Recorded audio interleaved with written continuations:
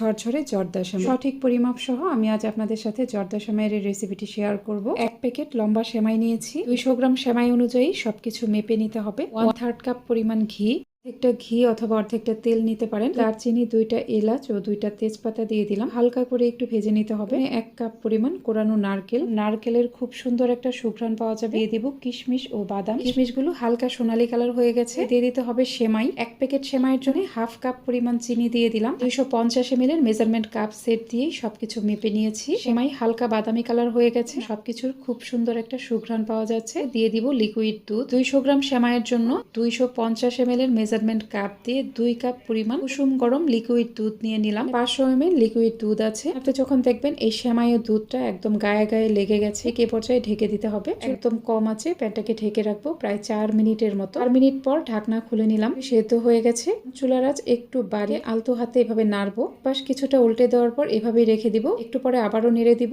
নেড়ে নেড়ে একদম ড্রাই করে ফেলতে হবে। কোনো পানি থাকা যাবে না, শুকিয়ে ড্রাই করে ফেলতে হবে। চুলা বন্ধ করে দেওয়ার সাথে সাথেই 2টা কাঁটা চামচের সাহায্যে সেমাইটাকে এইভাবে ঝরঝরে করে নিব। ঠান্ডা হয়ে যাওয়ার পর এগুলো আরো ঝরঝরে হয়ে যাবে।